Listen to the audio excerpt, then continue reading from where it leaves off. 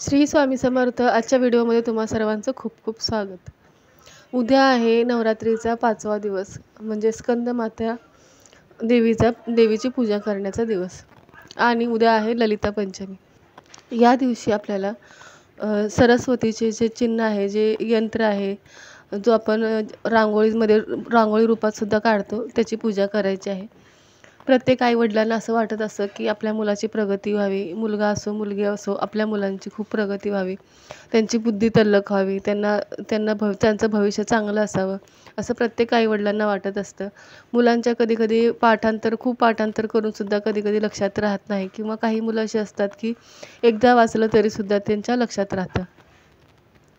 तर मूल कोणत्याही प्रकारचं असो किंवा कोणतेही मुलं कितीही मोठी असो, जरी मुलं तुमची 11वी 12वी कॉलेजला जाणारी असतील किंवा जरी मुलं 1-2 महिन्याची, 3 महिन्याची, 4 महिन्याची, असं छोट्यात छोटं बाळ असेल किंवा मोठी मुलं जरी असतील, तरीसुद्धा तुम्ही हा उपाय करायचा आहे.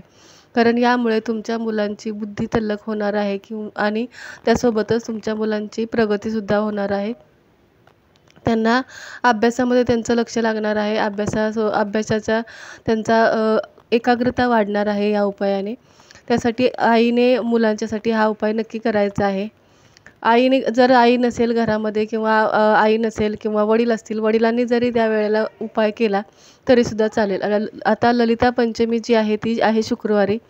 तर शुक्रवारी जर तुम्हाला हा उपाय करायला जमला नाही, तर तो शनिवारीसुद्धा करू शकता. पण जेणेकरून तुम्ही शुक्रवारीच हा उपाय करण्याचा प्रयत्न करा, कारण शुक्रवारी दिवसभरामध्ये तुम्ही हा उपाय कधीही करू शकता. शुक्रवारीच आहे ललिता पंचमी.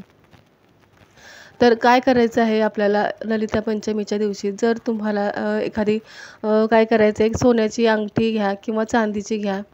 सोन्याची चांदीची कोणतीही वस्तू असेल, त्या वस्तूने ती वस्तू मधामध्ये बुडवायची आहे आणि त्याने जिभेवरती मुलांच्या ऐम असं लिहायचं आहे. मी स्क्रीनवरती सुद्धा दाखवते. ऐम लिहायचं आहे मुलांच्या जिभेवरती. अगदी असं कोरून लिहायचं आहे किंवा त्यांना जिभेला काही हानी होईल अशा पद्धतीने लिहायचं नाही. एकदम उठलं असं आपण जसं लिहितो आपण अशा पाटीवरती किंवा हलक्या हाताने आपल्याला जिभेवरती लिहायचं आहे. मधामध्ये बुडवून ते लिहायचं आहे. जर तुम्हाला अंगठीने लिहायचं नसेल किंवा तुम्हाला दुसऱ्या कोणत्या वस्तूने, टोकदार वस्तूने वगैरे लिहू नका. तर तुम्हाला तुमच्या हाताच्या बोटाने लिहायचं आहे. हाताच्या बोटाने सुद्धा तुम्ही लिहू शकता. हाताचं बोट स्वच्छ करा पहिल्यांदा धुवून. त्यानंतर ते बोट तुम्ही मधामध्ये थोडंसं टिपकवा. जर मुलं लहान असतील तरीसुद्धा मधाने काहीही हानी होत नाही. हे तर आपल्याला माहितीच आहे. मध खूप गुणकारी आहे. तर मुलांच्या जिभेवरती मधाने ऐम असं लिहायचं आहे. त्यामुळे तुमची मुलं नक्की अभ्यासामध्ये हुशार होतील. त्यांची एकाग्रता वाढेल. त्यांची प्रगती होईल. त्यांचे मार्ग मोकळे होतील.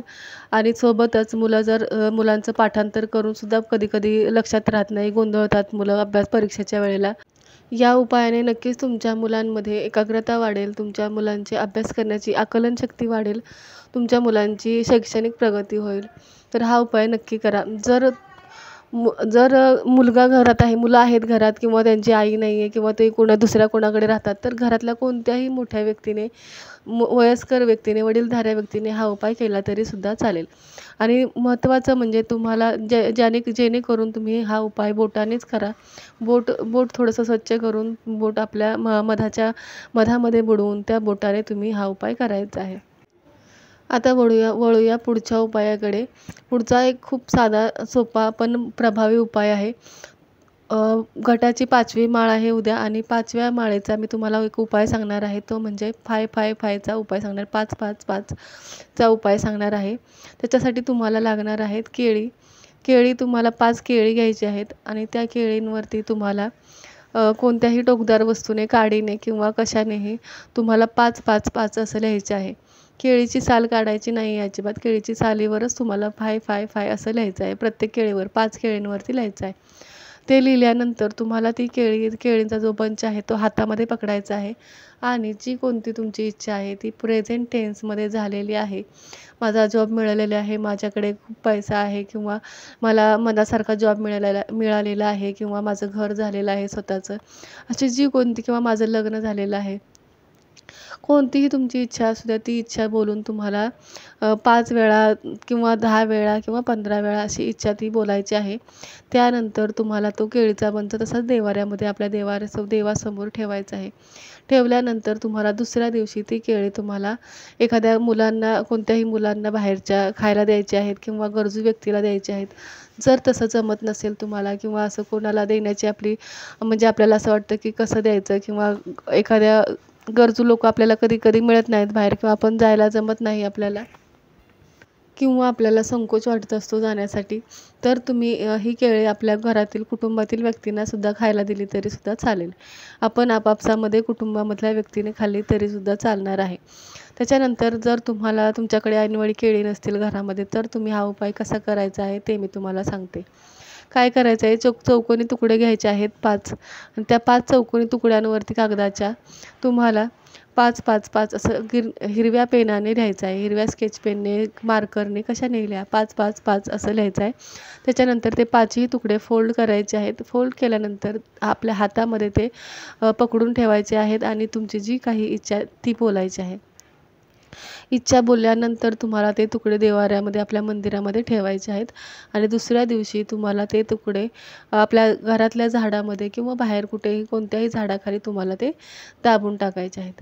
हे दोन्ही उपाय खूप चांगले आहेत, पण तुम्हाला जर केळीचा उपाय केला तर तुम्हाला त्याचा लवकर रिझल्ट मिळेल हे मात्र नक्की. याच्यानंतर हे 2-3 उपाय जे मी तुम्हाला सांगितले ते नक्की करा. श्रद्धेने करा, विश्वासाने करा. नक्की तुमची इच्छा पूर्ण होईल. त्यासोबतच जो मी ललिता पंचमीचा मुलांच्यासाठी प्रगतीसाठीचा जो उपाय सांगितला, तो 100% प्रगती करणारा किंवा 100% रिझल्ट देणारा उपाय आहे. तर तो उपाय तुम्ही नक्की करा. चला पुन्हा भेटूया पुढच्या व्हिडिओमध्ये. श्री स्वामी समर्थ. धन्यवाद.